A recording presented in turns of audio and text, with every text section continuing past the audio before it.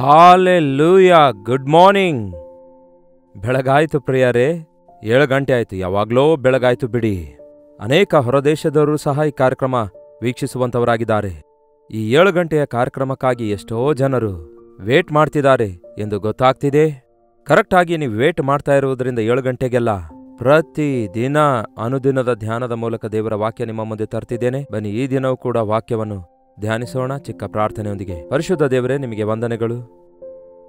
ಮತ್ತೊಂದು ಮಾತು ಅನುದಿನವೂ ನಿಮ್ಮ ಮಾತುಗಳಿಂದ ನಾವು ಮತ್ತೊಮ್ಮೆ ನಮ್ಮೆಲ್ಲರೊಂದಿಗೆ ಮಾತಾಡಿರಿ ಎಂದು ಕ್ರಿಸ್ತನ ನಾಮದಲ್ಲಿ ಬೇಡುತ್ತೇನೆ ತಂದೆಯೇ, ಆಮೇನ್. ದೇವರಿಗೆ ಸ್ತೋತ್ರ. ಹೇಗಿದ್ದೀರಿ ಪ್ರಿಯರೇ? 23ನೇ ತಾರೀಕು, ಜನವರಿ 23ನೇ ತಾರೀಕಿಗೆ ನಾವು ಈಗ ಬಂದಿದ್ದೇವೆ. ನಮ್ಮ ಜೀವಿತದಲ್ಲಿ ನಾವು ಮರೆಯಲಾರದ ದಿನ ಯಾವುದಾದರೂ ಇರುವುದಾದರೆ ದೇವರು ನಮಗೆ ಸಂಧಿಸಿದಂತಹ ದಿನವಾಗಿರುತ್ತೆ ಪ್ರಿಯರೇ. ನಿಮ್ಮ ಬದುಕಿನಲ್ಲಿ ಯಾವತ್ತೇ ಆಗಲಿ ದೇವರು ನನಗೆ ದರ್ಶಿಸಿದ್ದಾರೆ ಎಂಬ ಅನುಭವ, ದೇವರಿಗೆ ಪ್ರಾರ್ಥಿಸಿ ಮೊರೆಯಿಟ್ಟು ಆಶೀರ್ವದಿಸಲ್ಪಟ್ಟ, ಪಾಪ ಕ್ಷಮಾಪಣೆ ಹೊಂದಿ ವಾಗ್ದಾನ ಪಡೆದುಕೊಂಡಿರುವ ಅನುಭವ ಏನಾದರೂ ನಿಮಗಿವೆಯಾ? ನನ್ನ ಜೀವಿತದಲ್ಲಿ ನಾನು ಮರೆಯುವುದಿಲ್ಲ. 1971ನೇ ವರ್ಷದಲ್ಲಿ ಫೆಬ್ರವರಿ 15ನೇ ತಾರೀಕು ರಾತ್ರಿ ನನ್ನ ಜೀವಿತದಲ್ಲಿ ಒಂದು ದೊಡ್ಡ ಮಾರ್ಪಡುವಿಕೆಯನ್ನು ದೇವರು ಅನುಗ್ರಹಿಸಿದ್ದಾರೆ. ಬೈಬಲ್ನಲ್ಲಿ ನಾವು ಯಾಕೋಬನು ಎಂಬ ಒಬ್ಬ ಭಕ್ತನನ್ನು ನೋಡ್ತೇವೆ. ಯಾಕೋಬನಿಗೆ ಆಶೀರ್ವಾದಗಳಂದ್ರೆ ಬಹಳ ಇಷ್ಟ. ಚೊಚ್ಚಲತನದ ಹಕ್ಕಿಗಾಗಿ ಬಹಳ ಆಸೆ ಇತ್ತು.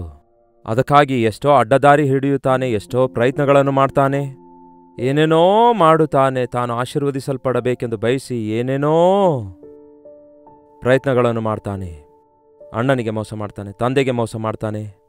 ದೇವರು ದರ್ಶನ ಕೊಟ್ರೆ, ದೇವರೇ ನೀನು ನನಗೆ ಕನಿಕರಿಸಿ ಆಶೀರ್ವದಿಸುವುದಾದರೆ ನಿನಗೆ ದಶಮಭಾಗ ಕೊಡ್ತೇನೆ, ಆಲಯ ಕಟ್ತೇನೆ ಎಂದು ಒಪ್ಪಂದ ಮಾಡಿಕೊಳ್ತಾನೆ. ಮಾವನ ಬಳಿಗೆ ಹೋಗ್ತಾನೆ. ಅಂದುಕೊಂಡಂತೆ ಅವನಿಗೆ ಬೇಕಾದದ್ದೆಲ್ಲವೂ, ಅವನು ಕೋರಿದೆಲ್ಲ ದೇವರು ಕೊಟ್ಟಿದ್ದಾರೆ ಎಂದು ಹೇಳಬಹುದು ಪ್ರಿಯರೇ.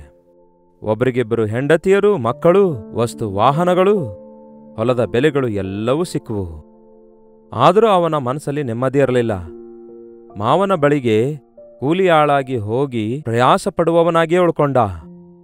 ಅಲ್ಲಿಂದ ಹೊರಬರಬೇಕು ಎಂದು ಆಶಿಸಿ ಹೊರಬರಲು ಪ್ರಯತ್ನಿಸಿದಾಗ ಹಿಂದೆಯಿಂದ ಮಾವನು ಬೆನ್ನಟ್ಟುತ್ತಾನೆ. ಮುಂದುಗಡೆ ಅಣ್ಣನಾದ ಏಸಾವನು ಅವನನ್ನು ಎದುರುಗೊಳ್ಳಲಿಕ್ಕಿದ್ದಾನೆ. ಮೋಸ ಮಾಡಿ ನನ್ನ ಆಶೀರ್ವಾದ ದೋಚಿಕೊಂಡಿದ್ದಾನೆ ಎಂದು ಎದುರುಗೊಳ್ಳಲಿಕ್ಕಿದ್ದಾನೆ. ಎದುರುಗಡೆಯಿಂದ ಅಣ್ಣ ಬರ್ತಿದ್ದಾನೆ, ಹಿಂದುಗಡೆಯಿಂದ ಮಾವ ಬೆನ್ನಟ್ಟುತ್ತಾ ಇದ್ದಾನೆ. ಈಗ ಎಲ್ಲಿಗೆ ಹೋಗಬೇಕು ಹೇಳಿ? ಆಗ ಅರ್ಥ ಆಗುತ್ತೆ ಯಾಕೋಬನಿಗೆ, ನನ್ನ ಸಮಸ್ಯೆಗಳು ನನ್ನನ್ನು ಬೆನ್ನಟ್ಟುತ್ತಾ ಇವೆ, ನಾನೇ ಮಾಡಿರುವ ತಪ್ಪುಗಳು ನನ್ನನ್ನು ಕಾಡುತ್ತಾ ಇವೆ, ನನ್ನ ಸ್ವಂತ ಕೈಯಾರೆ ನನ್ನ ಕೈಯಿಂದ ಮಾಡಿರುವ ಕಾರ್ಯಗಳೇ ನನ್ನನ್ನು ಇಕ್ಕಟ್ಟಿನೊಳಗೆ ಸಿಲುಕಿಸಿವೆ. ಈ ಸಮಯದಲ್ಲಿ ನನಗೆ ದೇವರು ಮಾತ್ರವೇ ಸಹಾಯ ಮಾಡಬಲ್ಲರೆಂದು ತನ್ನ ಪರಿವಾರದವರನ್ನೆಲ್ಲ, ತನ್ನ ಕುಟುಂಬ ಸದಸ್ಯದವರನ್ನೆಲ್ಲ ಹೊಳೆ ದಾಟಿಸಿ ತಾನು ಒಬ್ಬನೇ ರಾತ್ರಿಯಲ್ಲ ದೇವರೊಂದಿಗೆ ಹೋರಾಡುವಂಥದ್ದನ್ನು, ಪ್ರಾರ್ಥಿಸುವುದರ ಮೂಲಕ ಹೋರಾಡಿರುವುದನ್ನು ನೋಡ್ತೇವೆ. ಆ ರಾತ್ರಿ ಅಲ್ಲಿ ಪ್ರಾರ್ಥಿಸ್ತಿದ್ದಾನೆ. ಏನ್ ಬೇಕೆಂದು? ಹೆಂಡತಿ ಬೇಕೆಂದು ಅಲ್ಲ, ಮಕ್ಕಳು ಬೇಕೆಂದು ಅಲ್ಲ, ಆಸ್ತಿಗಳು ಬೇಕೆಂದು ಅಲ್ಲ. ನೋಡಿ ಪ್ರಿಯರೇ, ದೇವರು ನಮಗೆ ದುಡ್ಡು ಕೊಡಬೇಕು, ನಮಗೆ ಆಸ್ತಿ ಕೊಡಬೇಕು, ಒಳ್ಳೆ ಹೆಂಡತಿ ಕೊಡಬೇಕು, ಒಳ್ಳೆ ಮಕ್ಕಳನ್ನು ಕೊಡಬೇಕು ಎಂದು ಏನೇನೋ ಬೇಡಿಕೊಳ್ತೇವೆ ನಾವು. ಅಲ್ಲಿಗೆ ಇನ್ನೂ ನಿಲ್ಲಿಸೋದಿಲ್ಲ. ನನಗೊಂದು ಕಾರು ಬೇಕು, ಸ್ವಂತ ಮನೆ ಬೇಕು, ಇವೆಲ್ಲ ದೇವರಿಗೆ ಕೇಳ್ತಾ ಇದ್ದೇವೆ. ಅವೆಲ್ಲ ಬಂದ ನಂತರ ಮತ್ತೆ ನಿಮ್ಮ ಸಂಗತಿ ಏನು? ಎಲ್ಲವನ್ನೂ ಹೊಂದಿಕೊಂಡ ನಂತರವೂ ಕೂಡ ನಮ್ಮ ಜೀವಿತದಲ್ಲಿ ಒಂದು ಕೊರತೆ ಉಳ್ಕೊಂಡು ಬಿಡುತ್ತೆ. ಯಾಕೆಂದ್ರೆ ಅವುಗಳಲ್ಲಿ ಯಾವುದು ಕೂಡ ನಮ್ಮ ಅಂತರಂಗಕ್ಕೆ ಸಂತೋಷ ಕೊಡುವುದಿಲ್ಲ. ನಮ್ಮ ಹೃದಯದಲ್ಲಿ ಕರ್ತನಿಗೆ ಸ್ಥಾನ ಇಲ್ಲದೇ ಇರುವವರೆಗೂ, ಕರ್ತನ ಚಿತ್ತ ನಾವು ಮಾಡಲಾರದೇ ಇರುವವರೆಗೂ ನಿಮಗೆ ಎಷ್ಟೇ ಏನೇ ಇದ್ರೂ ಕೂಡ ಅಸಂತೃಪ್ತಿ ನಿಮ್ಮನ್ನು ಕಾಡುತ್ತಾ ಇರುತ್ತೆ. ಯಾಕೋಬನಿಗೆ ದುಡ್ಡಿನ ಆಸೆ ಅಥವಾ ಚೊಚ್ಚಲತನದ ಹಕ್ಕನ್ನು ಪಡೆಯಬೇಕೆಂಬ ಆಸೆ, ಚೊಚ್ಚಲತನದ ಆಶೀರ್ವಾದ ಬೇಕೆಂಬ ಆಸೆ. ಕೆಲವರಿಗೆ ನಾನು IAS ಆಫೀಸರ್ ಆಗಬೇಕು, ನಾನು ಡಾಕ್ಟರ್ ಆಗಬೇಕು, ನಾನು ಅಮೆರಿಕ ಹೋಗಿ ಓದಬೇಕು, PG ಮಾಡಬೇಕು. ಅಯ್ಯೋ ಅದೇನೋ ಕೆಲವರು ಮೊಂಡರಂತೆ ಅದನ್ನೇ ಮಾಡಬೇಕು ಎಂದು ಪ್ರಯತ್ನಿಸಿ ಕೊನೆಗೆ ಮಾಡ್ತಾರೆ. ಆದರೆ ಕೊನೆಗೆ ಬರೋಷ್ಟೊತ್ತಿಗೆ ತೃಪ್ತಿ ಇಲ್ಲದವರಾಗಿ ಉಳ್ಕೊಳ್ಳುತ್ತಾರೆ. ನಮ್ಮನ್ನು ತೃಪ್ತಿಪಡಿಸುವಾತನು ನಮ್ಮ ಸೃಷ್ಟಿಕರ್ತನಾಗಿದ್ದಾರೆ, ನಮಗಾಗಿ ಪ್ರಾಣ ಕೊಟ್ಟ ವಿಮೋಚನೆಯ ಕರ್ತನಾಗಿದ್ದಾರೆ. ನಿಮಗೆ ಆಶೀರ್ವಾದ ಬೇಕಾದರೆ ಯೇಸುವಿನ ಸನ್ನಿಧಿಗೆ ಹೋಗಬೇಕು. ನಿಮ್ಮ ಬಂಧನದಿಂದ ನಿಮಗೆ ಬಿಡುಗಡೆ ಬೇಕಾದರೆ ಕರ್ತನ ಸನ್ನಿಧಿಯಲ್ಲಿ ಪ್ರಾರ್ಥಿಸಬೇಕು. ಇಲ್ಲೊಂದು ಆಲ್ ನೈಟ್ ಪ್ರೇಯರ್ ನಡೆಯುತ್ತಾ ಇದೆ ಪ್ರಿಯರೇ. ಯಾಕೋಬನು ಆ ರಾತ್ರಿ ಒಬ್ಬಂಟಿಗನಾಗಿ, ಏನೋ ಚರ್ಚಿನಲ್ಲಿ ಗುಂಪಾಗಿ ಅಲ್ಲ, ಒಬ್ಬಂಟಿಗನಾಗಿ ದೇವರೊಂದಿಗೆ ಹೋರಾಡಲು ಆರಂಭಿಸುತ್ತಾನೆ. ಆದಿಕಾಂಡ 32ನೇ ಅಧ್ಯಾಯ 24ನೇ ವಚನ ಓದುತ್ತಿದ್ದೇನೆ ಕೇಳ್ರಿ. ಯಾಕೋಬನು ಒಬ್ಬನೇ ಉಳ್ಕೊಂಡನು. ಯಾರೋ ಒಬ್ಬ ಪುರುಷನು ಬೆಳಗಾಗುವ ತನಕ ಅವನ ಸಂಗಡ ಹೋರಾಡಿದನು. ಬೆಳಗಾಗುವ ತನಕ ಪ್ರಾರ್ಥನೆಯಲ್ಲಿ ಹೋರಾಡುತ್ತಾನೆ, ಬೇಡಿಕೊಳ್ಳುತ್ತಾನೆ, ವಿಜ್ಞಾಪಿಸುತ್ತಾನೆ, ಮೊರೆ ಇಡುತ್ತಾನೆ. ನನ್ನನ್ನು ಆಶೀರ್ವದಿಸು, ನನ್ನನ್ನು ಆಶೀರ್ವದಿಸು ಎಂಬುದಾಗಿ. ಏನಾಗಿದೆ ಅವನ ಆಸೆ? 26ನೇ ವಚನ. ಆ ಪುರುಷನು ನನ್ನನ್ನು ಬಿಡು, ಬೆಳಗಾಗುತ್ತದೆ ಅನ್ನಲು ಯಾಕೋಬನು, ನೀನು ನನ್ನನ್ನು ಆಶೀರ್ವದಿಸಿದ ಹೊರತು ನಿನ್ನನ್ನು ಬಿಡುವುದಿಲ್ಲ ಅಂದನು. ಏನದು? ಏನನ್ನು ಬೇಡಿಕೊಳ್ತಿದ್ದಾನೆ? ವಸ್ತುವಾಹನ ಬೇಡಿಕೊಳ್ತಾ ಇಲ್ಲ. ಆಶೀರ್ವಾದ ಅನ್ನುವಾಗ ಆಸ್ತಿಪಾಸ್ತಿಗಳು ಮಾತ್ರ ಅಲ್ಲ. ಆಶೀರ್ವಾದ ಅಂದ ಕೂಡಲೇ ಹೆಸರು ಪ್ರಖ್ಯಾತಿ ಕೂಡ ಅಲ್ಲ. ಆಶೀರ್ವಾದ ಎನ್ನುವಂಥದ್ದು ಕಣ್ಣಿಗೆ ಕಾಣಿಸುವುದಿಲ್ಲ, ಆದರೆ ಕರಗದ ಧನನಿಧಿಯಾಗಿದೆ. ದೇವರು ನಮ್ಮನ್ನು ಆಶೀರ್ವದಿಸುವುದಾದರೆ ಅದು ಎಂದೆಂದಿಗೂ ಆಶೀರ್ವಾದಕರವಾಗಿರುತ್ತೆ.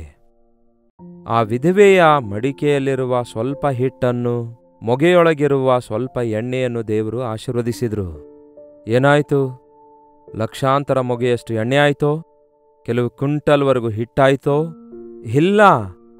ಅದೇ ತೊಟ್ಟಿ, ಅದೇ ಮೊಗೆ, ಅದೇ ಒಂದು ದಿನಕ್ಕೆ ಸಾಕಾಗುವಷ್ಟಿತ್ತು. ಆದರೆ ಆಯಾ ದಿನಕ್ಕೆ ತಕ್ಕಂತೆ ಆಶೀರ್ವದಿಸಲ್ಪಟ್ಟಿರುವುದರಿಂದ ಬರಗಾಲದಲ್ಲೆಲ್ಲ ಮಡಿಕೆಯಲ್ಲಿ ಹಿಟ್ಟು ಮುಗಿದು ಹೋಗಲಿಲ್ಲ, ಮೊಗೆಯಲ್ಲಿ ಎಣ್ಣೆ ಮುಗಿದು ಹೋಗಲಿಲ್ಲ. ಅದು ಆಶೀರ್ವಾದ ಅಂದ್ರೆ. ಆಶೀರ್ವಾದ ಅಂದ್ರೆ ಎಷ್ಟೋ ಇರುವಂಥದ್ದಲ್ಲ, ಯಾವಾಗಲೂ ನಿಮಗೆ ಬೇಕಾದದ್ದೆಲ್ಲ ಇರುವಂಥದ್ದಾಗಿದೆ. ಈ ದಿನಮಾನಗಳಲ್ಲಿ ನಾವು ಎಷ್ಟೋ ವಿಷಯಗಳಿಗಾಗಿ ಪ್ರಾರ್ಥಿಸ್ತಿದ್ದೇವೆ, ಆದರೆ ನಮಗೆ ಬೇಕಾಗಿರುವುದು ಬೇಕಾದ ಸಮಯದಲ್ಲಿ ಇಲ್ಲದಕ್ಕಾಗಿ ಒದ್ದಾಡ್ತಿದ್ದೇವೆ. ಅದನ್ನು ಗ್ರಹಿಸಿಕೊಳ್ಳುವುದಾದರೆ, ದೇವರೇ ನನ್ನನ್ನು ಆಶೀರ್ವದಿಸು ಎಂಬ ಪ್ರಾರ್ಥನೆಯನ್ನು ನಾವು ಕೂಡ ಯಥಾರ್ಥವಾಗಿ ಮಾಡುವವರಾಗಿರ್ತೇವೆ. ನೀನು ನನ್ನನ್ನು ಆಶೀರ್ವದಿಸಿದ ಹೊರತು ನಿನ್ನನ್ನು ಹೋಗಗೊಡಿಸುವುದಿಲ್ಲ ಅನ್ನುತ್ತಾನೆ. ನಿನ್ನ ಹೆಸರೇನೆಂದು ಕೇಳುತ್ತಾನೆ. ನನ್ನ ಹೆಸರು, ಯಾಕೋಬನು ತಂದೆ ಬಳಿಗೆ ಹೋದಾಗ ನಿನ್ನ ಹೆಸರು ಏನೆಂದು ಕೇಳಿದಾಗ ನಾನು ನಿನ್ನ ಹಿರಿಮಗನು ಏಸಾವನು ಅನ್ನುತ್ತಾನೆ. ಆಕ್ಚುಲ್ ಆಗಿ ಅವನು ಹಿರಿಮಗನೂ ಅಲ್ಲ, ಏಸಾವನೂ ಅಲ್ಲ, ಕಿರಿಮಗನಾದ ಯಾಕೋಬನಾಗಿದ್ದ.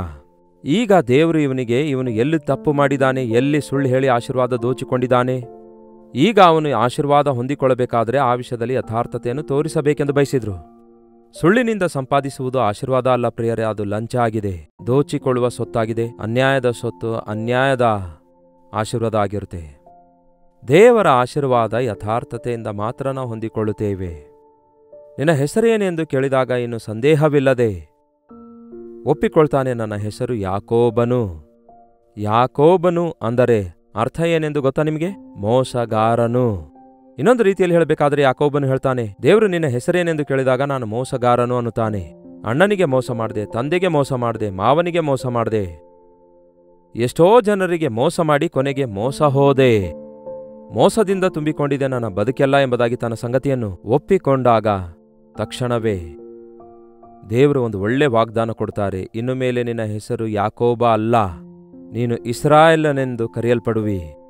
ಇಸ್ರಾಯೇಲನು ಅಂದರೆ ರಾಜಕುಮಾರನು, ರಾಜನೊಂದಿಗೆ ಕೂತುಕೊಳ್ಳುವವನು. ರಾಜಕುಮಾರನಾಗಿ ಮಾಡಿದ್ದೇನೆ ನಿನ್ನನ್ನು ಅನ್ನುತ್ತಾರೆ. ನೀನು ಇನ್ನು ಸುಳ್ಳುಗಾರನೂ ಅಲ್ಲ, ಮೋಸಗಾರನೂ ಅಲ್ಲ, ತಂತ್ರಗಾರನೂ ಅಲ್ಲ, ನಿನ್ನನ್ನು ಯಥಾರ್ಥವಂತನನ್ನಾಗಿ ಮಾಡಿದ್ದೇನೆ, ರಾಜಕುಮಾರನನ್ನಾಗಿ ಮಾಡಿದ್ದೇನೆ, ನಿನ್ನನ್ನು ಇಸ್ರಾಯೇಲನೆಂದು ಕರೆಯುತ್ತೇನೆ ಅನ್ನುತ್ತಾರೆ. ಈ ದಿನಕ್ಕೂ ಕೂಡ ಅದೇ ಹೆಸರು ಇಸ್ರಾಯೇಲ್ ಜನಾಂಗಕ್ಕೂ ಕೂಡ ಇದೆ ನೋಡಿ. ಯಾಕೋಬನ ಸಂತತಿಯನ್ನೇ ಇಸ್ರಾಯೇಲ್ ಜನಾಂಗವೆಂದು ಈ ದಿನ ಕರೆಯುವುದನ್ನು ನೋಡ್ತೇವೆ. ಯಾಕೋಬನು ತನ್ನ ಸ್ಥಿತಿಯನ್ನು ಒಪ್ಪಿಕೊಂಡು ಪಶ್ಚಾತ್ತಾಪ ಪಟ್ಟಾಗ, ದೇವರೊಂದಿಗೆ ಹೋರಾಡಿ ಪ್ರಾರ್ಥಿಸಿದಾಗ, ಪ್ರಾರ್ಥನೆಯಲ್ಲಿ ಹೋರಾಡಿ ಬಿಡುಗಡೆ ಹೊಂದುವವರೆಗೂ ಪ್ರಾರ್ಥನೆ ಮಾಡ್ತಾನೆ. ಟೈಮ್ ಇಟ್ಕೊಂಡು ನಾವು ಪ್ರಾರ್ಥನೆ ಮಾಡ್ತೇವೆ. ಅದಕ್ಕೆ ಕೆಲವೊಂದು ಸಾರಿ ರಾತ್ರಿ ಕರ್ತನು ಎಷ್ಟೊತ್ತು ನಡೆಸುತ್ತಾನೋ ಅಷ್ಟೊತ್ತು ಬಿಡುಗಡೆ ಹೊಂದುವವರೆಗೂ ಪ್ರಾರ್ಥನೆ ಮಾಡಬೇಕು. ಬಹಳಷ್ಟು ಸಾರಿ ನನ್ನ ಜೀವಿತದಲ್ಲಿ ನನಗೆ ಜ್ಞಾಪಕ ಇದೆ, ಒಂದು ಪ್ರಾರ್ಥನೆ ಕೂಟ ಮುಗ್ದೋದ ನಂತರವೂ ಕೂಡ ನಿಮ್ಮಲ್ಲಿ ಅನೇಕರು ಒಬ್ಬಂಟಿಗರಾಗಿ ಸಭೆಯಲ್ಲಿ ಕೂತ್ಕೊಂಡು ಪ್ರಾರ್ಥನೆ ಮಾಡಿರಿ ಅಂದಾಗ, ಬೆಳಗಾಗುವ ತನಕ ಒಬ್ಬಂಟಿಗರಾಗಿ ಯಾರಿಲ್ಲದಿದ್ರೂ ಕೂಡ ನೀವು ಪ್ರಾರ್ಥನೆ ಮಾಡಿಕೊಳ್ಳುವವರಿದ್ದೀರಿ. ಅಂಥವರು ದೊಡ್ಡ ವಾಗ್ದಾನಗಳೊಂದಿಗೆ ಅವರು ತಿರುಗಿ ಹೋಗಿ ದೇವರನ್ನು ಸ್ತುತಿಸುವವರಾಗಿರ್ತಾರೆ. ಪ್ರಾರ್ಥನೆ ಕೂಟದಲ್ಲಿ ನಾವೆಲ್ಲರೂ ಸೇರಿ ಪ್ರಾರ್ಥಿಸುವ ವಿಷಯಕ್ಕಿಂತಲೂ ಒಬ್ಬಂಟಿಗರಾಗಿ ನೀವು ದೇವರೊಂದಿಗೆ ಹೋರಾಡುವಂಥದ್ದು ಅದು ಬಹಳ ಪ್ರಾಮುಖ್ಯವಾಗಿದೆ. ಯಾವಾಗ ಈ ಲೋಕದಲ್ಲಿ ನನ್ನ ಪ್ರಯತ್ನಗಳೆಲ್ಲ ವಿಫಲವಾಗಿ ಹೋಗಿವೆ, ದೇವರೇ ನಿನ್ನ ಆಶೀರ್ವಾದ ನನಗೆ ಬೇಕನ್ನುತ್ತಾನೆ ಯಾಕೋಬನು. ತನ್ನ ಸ್ಥಿತಿಯನ್ನು ಒಪ್ಪಿಕೊಳ್ಳುತ್ತಾನೆ. ದೇವರು ಹೇಳ್ತಾರೆ, ಇನ್ನು ಮೇಲೆ ನೀನು ಇಸ್ರಾಯೇಲನು ಎಂದು ಕರೆಯಲ್ಪಡುವಿ. ಬಹಳ ಸಂತೋಷದಿಂದ ದೇವರೇ ನೀನು ಯಾರು, ನೀನು ಯಾರು, ನೀನು ಯಾರು ಎಂದು ಕೇಳಿದಾಗ ಆತನು ಹೇಳಿದೇನು, ಆ ಪುರುಷನು ನಿನ್ನ ಹೆಸರೇನೆಂದು ಕೇಳಿದ್ದೇಕೆ ಎಂದು ಹೇಳಿ ಅಲ್ಲಿ ಯಾಕೋಬನನ್ನು ಆಶೀರ್ವದಿಸಿದನು. ಅಲ್ಲಿ ತನ್ನ ಹೆಸರು ಹೇಳಿರುವಂತೆ ಕಾಣುವುದಿಲ್ಲ, ಆದರೆ ತನ್ನ ಹೆಸರಿನಲ್ಲಿರುವ ಶಕ್ತಿಯನ್ನು ತೋರಿಸುತ್ತಾನೆ. ಅವನು ಆಶೀರ್ವದಿಸಲ್ಪಟ್ಟಾಗ ದೇವರಿಗೆ ನಾನು ಮುಖಾಮುಖಿಯಾಗಿ ನೋಡಿದ್ದೇನೆ ಅನ್ನುತ್ತಾನೆ. ಆ ಸ್ಥಳಕ್ಕೆ ಪೆನ್ನುವೇಲ ಎಂದು ಹೆಸರಿಡುತ್ತಾನೆ. ಪೆನ್ನುವೇಲ ಅಂದರೆ ದೇವರ ಮುಖ. ದೇವರ ಮುಖದರ್ಶನ ನಾವು ಪ್ರಾರ್ಥನೆಯಲ್ಲಿ ಮಾಡಿಕೊಳ್ಳಬಹುದು. ಆತನ ಮುಖಕಾಂತಿಯಲ್ಲಿ ನಮ್ಮ ರಹಸ್ಯ ಪಾಪಗಳು ಕಾಣಿಸುತ್ತವೆ. ಆತನ ಮುಖದ ವರ್ಚಸ್ನಲ್ಲಿ ನಮ್ಮನ್ನು ನಾವು ನೋಡಿಕೊಂಡು ನಮ್ಮ ಹೃದಯಗಳನ್ನು ಸರಿಪಡಿಸಿಕೊಳ್ಳುವುದಕ್ಕಾಗಿ ಆತನ ಬೆಳಕಿನಿಂದ ನಾವು ತುಂಬಲ್ಪಟ್ಟು ಆತನಂತೆ ಪ್ರಕಾಶಿಸುವ ಹಾಗೆ ಪ್ರಾರ್ಥಿಸುವುದು ಬಹಳ ಪ್ರಾಮುಖ್ಯವಾಗಿದೆ. ಒಂದು ವೇಳೆ ನಿಮಗೆ ಬಿಡು ಇರುವುದಾದರೆ ಒಂದು ದಿನ ಸಮಯ ತೆಗೆದುಕೊಂಡು ರಾತ್ರಿಯಿಡೀ ದೇವರ ಸನ್ನಿಧಿಯಲ್ಲಿ ವಿಜ್ಞಾಪನೆ ಮಾಡುವ ಹಾಗೆ ಆ ಕರ್ತನ ಸನ್ನಿಧಿಯಲ್ಲಿ ಆಲ್ ನೈಟ್ ಪ್ರೇಯರ್ ಸಾಧ್ಯವಾದರೆ ಮಾಡಿ, ನಿಮ್ಮ ಕೈಲಾದಷ್ಟು ಪ್ರಯತ್ನ ಮಾಡಿ ಹಾಗೆ ಪ್ರಾರ್ಥಿಸಿ ನೋಡಿ. ಕನಿಷ್ಠ ನಿಮ್ಮ ಮನೆಯಲ್ಲಿ ಈ ರಾತ್ರಿ ಒಬ್ಬಂಟಿಗರಾಗಿ ನಿಮ್ಮ ಕೋಣೆಗೆ ಹೋಗಿ ಬಾಗಿಲು ಮುಚ್ಕೊಂಡು ಕರ್ತನು ನಿಮ್ಮನ್ನು ದರ್ಶಿಸುವವರೆಗೂ, ನೀವು ಆಶೀರ್ವದಿಸಲ್ಪಡುವವರೆಗೂ, ನಿಮ್ಮ ಗತವನ್ನೆಲ್ಲ ತೊಳೆದು ಹಾಕಲ್ಪಡುವವರೆಗೂ, ನಿಮ್ಮ ಮೇಲಿರುವ ಶಾಪವನ್ನೆಲ್ಲ ಅಳಿಸಿ ಹಾಕಲ್ಪಡುವವರೆಗೂ, ನಿಮ್ಮ ತಲೆಯ ಮೇಲಿರುವ ಭಾರ ಇಳಿದು ಹೋಯಿತು, ನಿಮ್ಮ ಹೃದಯ ಭಾರ ತೀರಿತು ಎಂಬುದಾಗಿ ನಂಬಿಕೆ ಉಂಟಾಗುವವರೆಗೂ ನಂಬಿಕೆಯಿಂದ ಪ್ರಾರ್ಥಿಸಿ ನೋಡಿ. ಬೆಳಗಾಗುವಷ್ಟರೊಳಗೆ ಒಂದು ನೂತನವಾದ ಅನುಭವದೊಂದಿಗೆ ನೂತನವಾದ ಸಾಕ್ಷಿಯಾಗಿ ದೇವರಿಗೋಸ್ಕರ ಜೀವಿಸುವಂಥವರಾಗಿರ್ತೀರಿ. ಪ್ರಾರ್ಥನೆ. ಪರಿಶುದ್ಧ ದೇವರೇ, ಪ್ರೀತಿಯುಳ್ಳ ತಂದೆಯೇ, ಈ ಸಮಯದಲ್ಲಿ ಯಾರ್ಯಾರು ಯಾವ್ಯಾವ ಸ್ಥಳದಿಂದ ಈ ಉದಯಕಾಲ ಸಮಯದಲ್ಲಿ ಸಂದೇಶ ಕೇಳ್ತಾ ಇದ್ದಾರೋ, ಈ ಹೊಸ ವರ್ಷದಲ್ಲಿ ನಾವು ಮುಂದೆ ಸಾಗುತ್ತಾ ಇರುವಾಗ ಇನ್ನೂ ಹಳೆ ಸಂಗತಿಗಳನ್ನು ನಮ್ಮನ್ನು ಬೆನ್ನಟ್ಟುತ್ತಲೇ ಇವೆ ಅಲ್ಲವೇ?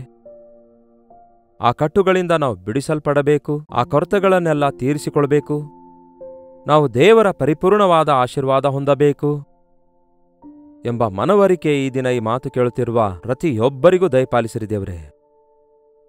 ನಿಮ್ಮ ಚಿತ್ತವಿರುವುದಾದರೆ ಒಂದು ರಾತ್ರಿ ನಾವೆಲ್ಲರೂ ನಿಮ್ಮ ಸನ್ನಿಧಿಯಲ್ಲಿ ಆಲ್ ನೈಟ್ ಪ್ರೇಯರ್ ಮಾಡುವುದರ ಮೂಲಕ ನಿಮ್ಮ ಸನ್ನಿಧಿಯಲ್ಲಿ ಒಂದು ಬ್ರೇಕ್ ಥ್ರೂ ಕಾಣುವ ಹಾಗೆ, ಪವಿತ್ರಾತ್ಮನ ಕಾರ್ಯ ಕಾಣುವ ಹಾಗೆ ಸಹಾಯ ಮಾಡಿರಿ. ಈ ಅಂತ್ಯಕಾಲದಲ್ಲಿ ಅನೇಕರ ಭಕ್ತಿ ತಣ್ಣಗಾಗುತ್ತಿರುವಾಗ, ಪ್ರಾರ್ಥನೆ ಕೇಳಿಸಲ್ಪಡದ ಪರಿಸ್ಥಿತಿ, ವಿಶ್ವಾಸಿಗಳು ಸಹಿತವಾಗಿ ತೊಲಗಿ ಹೋಗುವಂತಹ ಭಯಂಕರವಾದ ಸ್ಥಿತಿಯಲ್ಲಿ ನಾವು ನಿಮ್ಮ ಪಾದಗಳನ್ನು ಹಿಡಿದುಕೊಂಡು ಲೋಕ ಸಂಬಂಧವಾದ ವಸ್ತುವಾಹನಗಳಿಂದ ಕೂಡಿದ ಆಶೀರ್ವಾದವಲ್ಲದೆ ಆಧ್ಯಾತ್ಮಿಕವಾದ ಅಭಿವೃದ್ಧಿಯನ್ನು, ದಿವ್ಯದಾನವನ್ನು ಹೊಂದಿಕೊಳ್ಳುವ ಹಾಗೆ ಪವಿತ್ರಾತ್ಮನನ್ನು ನಮ್ಮ ಮೇಲೆ ಸುರಿಯಮಾಡಿರೆಂದು ಕ್ರಿಸ್ತನ ನಾಮದಲ್ಲಿ ಬೇಡುತ್ತೇನೆ ತಂದೆಯೇ, ಆಮೇನ್. ತಂದೆಯಾದ ದೇವರ ಪ್ರೀತಿಯೂ, ಮಗನಾಗಿರುವ ಕ್ರಿಸ್ತನ ಕೃಪೆಯೂ, ಆದರಣೆ ಕರ್ತನಾದ ಪವಿತ್ರಾತ್ಮನ ಸಹವಾಸವು ಕೂಡಿ ಬಂದಿರುವ ನಮ್ಮೆಲ್ಲರ ಸಂಗಡ ಇಂದಿಗೂ ಸದಾಕಾಲಕ್ಕೂ ನೆಲೆಯಾಗಿರಲಿ. ಆಮೇನ್. ದೇವರಿಗೆ ಸ್ತೋತ್ರ. 8939731313 ನಂಬರ್ಗೆ ಹಾಗೂ ಹೊರದೇಶದಿಂದಲೂ ಸಹ ವೀಕ್ಷಿಸುವುದಾದರೆ ಇದೇ ನಂಬರ್ಗೆ ನಿಮ್ಮ ಪ್ರಾರ್ಥನಾ ಮನವಿ ಒಂದು ಟೆಕ್ಸ್ಟ್ ಇಲ್ಲವೇ ವಾಯ್ಸ್ ಮೆಸೇಜ್ ಮೂಲಕ ವಾಟ್ಸಪ್ ಮಾಡಿ. ಅವೆಲ್ಲವುಗಳನ್ನು ನಾವು ಪರಿಶೀಲಿಸಿ ನಿಮಗಾಗಿ ಪ್ರಾರ್ಥಿಸುತ್ತಾ ಕರ್ತನನ್ನು ಸ್ತುತಿಸುತ್ತಿದ್ದೇವೆ. ನೀವು ಕೂಡ ಪ್ರಾರ್ಥಿಸಿರಿ, ದೇವರು ಅದ್ಭುತ ಕಾರ್ಯಗಳನ್ನು ಮಾಡುತ್ತಾರೆ. ಕರ್ತನ ಚಿತ್ತವಿರುವುದಾದರೆ ಮತ್ತೆ ನಾಳೆ ಇದೇ ಅನುದಿನದ ಧ್ಯಾನ ಎಂಬ ಕಾರ್ಯಕ್ರಮದಲ್ಲಿ ಮತ್ತೆ ಭೇಟಿಯಾಗೋಣ. ಸಾಧ್ಯವಾದರೆ ಹೆಚ್ಚೆಚ್ಚಾಗಿ ಉಪವಾಸ ಪ್ರಾರ್ಥನೆ ಮಾಡ್ತಾ ಇರ್ರಿ. ಸಾಧ್ಯವಾದಷ್ಟು ಮಟ್ಟಿಗೆ ನಿಮಗೂ ಕೂಡ ಪ್ರತಿಯೊಬ್ಬರಿಗೂ ದೇವರು ತನ್ನ ಬಲದಿಂದ ತುಂಬಿಸಲಿ ಎಂದು ಹಾರೈಸುತ್ತೇನೆ. ಅಲ್ಲಿಯವರೆಗೂ ದೇವರ ಮಹಾಕೃಪೆ ನಿಮ್ಮೆಲ್ಲರೊಂದಿಗಿರಲಿ.